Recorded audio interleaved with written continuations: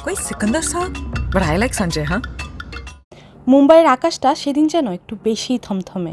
শহরটা ব্যস্ত, তবুও যেন একটা অজানা শঙ্কা ভর করছে বাতাসে।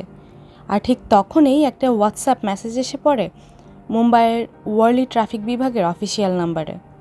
সালমান খানকে এবার শেষ করব, পরিবার সহ উড়িয়ে দেব, ওর বাড়ি আর গাড়ি থাকবে না আর একটাও, সময় শেষ। এই বার্তাটি পড়ে এক মুহূর্তের জন্য যেন স্তব্ধ হয়ে যায় গোটা সিস্টেম। শুধু কি সালমান খান, তার পরিবার, তার বাড়ি, তার জীবনসহ সবই যেন হুমকির মুখে।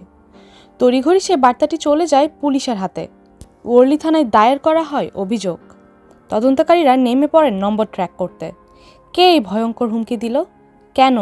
আর সবচেয়ে বড় প্রশ্ন, সালমান খান কি সত্যিই বিপদের মধ্যে? সালমান খানের জীবনের এই অধ্যায়টা নতুন নয়। গত কয়েক বছর ধরেই এক অদৃশ্য ছায়া তাকে অনুসরণ করে যাচ্ছে। সেই ছায়ার নাম বিশ্বয় গ্যাং। সময়টা 1998। রাজস্থানে হাম সাথে এর শুটিং চলছিল। তখনই ঘটে যায় সেই বহুল আলোচিত কৃষ্ণসার হরিণ হত্যার ঘটনা। সালমানের বিরুদ্ধে উঠে অভিযোগ, আর সেই থেকে বিশ্ব সম্প্রদায়ের একাংশ রোষের মুখে পড়েন তিনি। সময়ের সঙ্গে সঙ্গে এই রোষ পরিণত হয় প্রতিশোধে। সালমান এখন শুধু একজন অভিনেতা নন, কিছু মানুষের কাছে টার্গেট। গত বছর গুলির শব্দে কেঁপে উঠেছিল সালমান খানের গ্যালাক্সি অ্যাপার্টমেন্ট। বাড়ির সামনে আচমকা গুলি বর্ষণ, আতঙ্কে কাঁপে পুরো এলাকা। পরে জানা যায় হামলাকারীরা বিশ্বয় গ্যাংয়ের সদস্য। এরপরে আরও একটা হুমকি।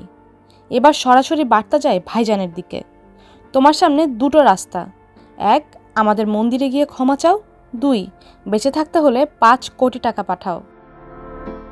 কিন্তু সালমান খান তো ভাইজান, যিনি ভয় পান না, মাথা নোয়ান না। তিনি কোনো শর্তই মানেননি, কোনো টাকা দেননি। তিনি নিজের কাজে ডুবে থেকেছেন, রক্তচক্ষুকে উপেক্ষা করে সামনে এগিয়ে গেছেন। এই মুহূর্তে মহারাষ্ট্র সরকার সালমান খানের নিরাপত্তাকে আরও শক্ত করেছে। তাকে দেওয়া হয়েছে Y+ ক্যাটাগরির নিরাপত্তা, যা একজন কেন্দ্রীয় মন্ত্রী পর্যায়ে নিরাপত্তার সমান। তার বাড়ির চারপাশ এখন সশস্ত্র নিরাপত্তা ঘিরে রেখেছে। কিন্তু প্রশ্ন উঠছে, এত কিছুর পরও কি সালমান সত্যিই নিরাপদ? ক্যামেরার সামনে তিনি অ্যাকশন হিরো, কিন্তু বাস্তব জীবনে যে যুদ্ধটা তিনি লড়ছেন তা তার রিল লাইফের চরিত্রগুলোকেও হার মানায়।